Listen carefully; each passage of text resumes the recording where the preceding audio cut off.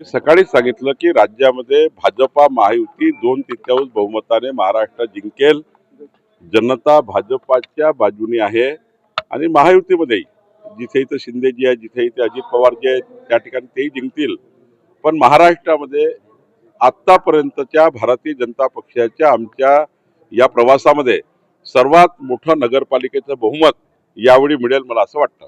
Sir, मुंबईमध्ये नवाब मलिक यांच्याकडे राष्ट्रवादीने जबाबदारी सोपवली, त्यामुळे शिंदे गट आणि भाजप नाराज असल्याचे. नाही, आमची कुठलीही नाराजी नाही. त्यांच्या पक्षाचा निर्णय त्यांनी करायचा आहे. अजितदादांनी निर्णय करायचा आहे की राष्ट्रवादी काँग्रेसमध्ये कोणाला अध्यक्ष नेमायचं, कोणाला प्रभारी नेमायचं, कोण निवडणूक प्रमुख नेमायचं. जसं आमच्या अध्यक्षांनी रवींद्र चव्हाणजींनी मला प्रभारी राज्याचं म्हणून नेमणूक केली आहे. माननीय देवेंद्रजींनी त्या ठिकाणी मोठ्या प्रमाणावर त्या ठिकाणी आमच्या निवड केल्या. त्या शहराचे प्रमुख म्हणून आमच्या अध्यक्षांनी त्या ठिकाणी बसून कुठल्या शहराचे प्रभारी कोण राहतील, कुठल्या नगराचे प्रभारी कोण राहतील याच्या निवड केल्या आहेत. तो त्याचा पक्षाचा अधिकार आहे. त्यामुळं भाजपाचा अधिकार आहे भाजपाचे निवडणूक प्रमुख ठरवायचा, राष्ट्रवादीचा अधिकार त्यांचा आहे आणि एकनाथजीचा त्यांचा अधिकार आहे. त्यामुळे त्यामध्ये आमचं बोलणं योग्य नाही. नाराजी आहे का तुम्ही? काही नाराजी आमची नाही. त्यांनी त्यांचं निवडणूक लढवावी, आम्ही मैत्रीपूर्ण लढू आणि कुठेही आमच्याकडनं मनभेद होणार नाही. सर, नांदेडच्या धर्माबादमध्ये भाजप आमदारांनी काही मतदारांना कोंडल्याचा आरोप होता आहे. आरोप काही होत असतात निवडणुकीमध्ये, त्यामुळं असं काही नाही.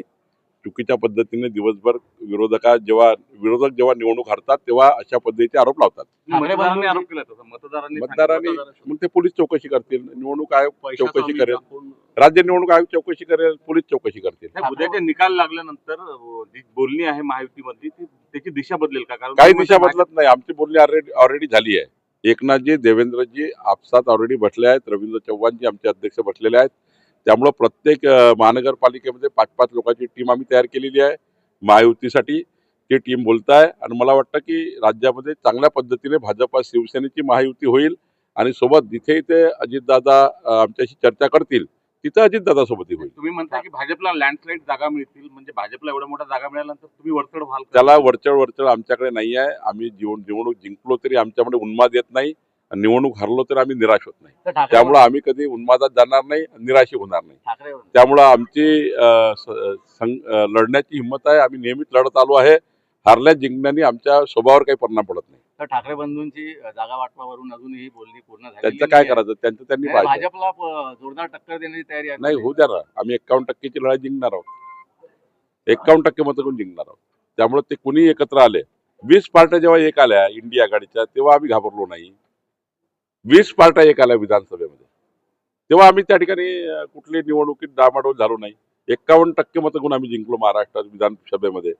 आताही जिंकू आम्ही. किती लोक येऊ द्या, आम्ही जिंकू. ठाकरे बंधूंना शेवटी जनता आमच्या सोबत आहे. पहा, कोण मोठे लोक एक झाल्याने कधी निवडणुका जिंकत नाही. जनता मतदार ज्यांच्या बाजूने आहे तेच निवडणूक जिंकतात. हे तुम्ही बघितलं आहे. लोकसभेत तुम्ही बघितलं, आम्हाला फटका बसला. आम्ही विधानसभेमध्ये आमच्या त्या ठिकाणी काही संघटनेमध्ये आम्ही काही पुढाकार घेतले, सरकार म्हणून काही पुढाकार झाले आणि त्यामुळे मग विधानसभेत आम्हाला त्याचं यश मिळालं. नगरपालिका महानगरपालिकेमध्ये आम्ही चांगलं काम करतो, आम्हाला यश मिळेल. जनता आमच्या बाजूने आहे. मोदीचं सरकार, देवेंद्र फडणवीसचं सरकार, डबल इंजिन सरकारला जनतेची पसंती आहे आणि लोकांना विश्वास आहे. आज अकोल्यामध्ये मी आलो आहे, अकोल्यात विश्वास आहे लोकांना की डबल इंजिन सरकारच विकसित अकोला करू शकतं. डबल इंजिन सरकारच अकोल्याचा विकास करू शकतं. डबल इंजिन सरकारच अकोल्याचा संकल्प पूर्ण करू शकतं. त्यामुळे अकोल्याची जनता भाजपाला मत देईल, महायुतीला मत देईल आणि त्यामुळे यात काही संभ्रम नाही आहे. तर अकोल्यात काही नाराजांनी तिसरी आघाडी तयार केलेली आहे. मनधरणी काय त्यांच्याशी होणार आम्ही बसणार आहे, त्यांच्याशी मी चर्चा करणार आहे. आम्ही त्यांच्याशी चर्चा करणार आहोत. ते आमचेच कार्यकर्ते, आम्ही त्यांच्याशी चर्चा करू. ते त्यांची नाराजी दूर होईल का असं वाटतं? आता आम्ही चर्चा करू. शेवटी काही चर्चामधून मार्ग निघेल. त्याच्यातून फक्त एकच त्याच्यातल्या काही लोकांनी आम्ही भाजपच्या अधिकृत उमेदवार असं सोशल मीडियावर प्रचार करू. आम्ही निवडणुकीच्या राज्याचा प्रभारी आहे. आमचे अध्यक्ष रवींद्र चव्हाणजी आहे. आम्ही त्यांच्याशी चर्चा करू आणि कुठेही आमच्यामध्ये मतभेद होणार नाही, मनभेद होणार नाही, काळजी घेऊ. त्यांचं म्हणणं काय ते ऐकून घेऊ. आमचे त्या ठिकाणी संघटनेचं मत काय हे ऐकून घेऊ. दरी पडणार नाही याची काळजी घेऊ. मनभेद दूर करू आणि एकत्रितपणे पुढच्या काळामध्ये महानगरपालिका ही विकसित महानगरपालिका करण्याकरता जनतेला या ठिकाणी दोन्ही सरकारच्या माध्यमातून येणाऱ्या योजना मिळण्याकरता आम्हाला एकत्र येणं आवश्यक आहे. निश्चितपणे मी सर्वही चर्चा करेल. आम्ही सर्व चर्चा करून यातला मार्ग काढू. नेमकी चर्चा कधी होणार तरी लवकर चर्चा- लवकर करणार.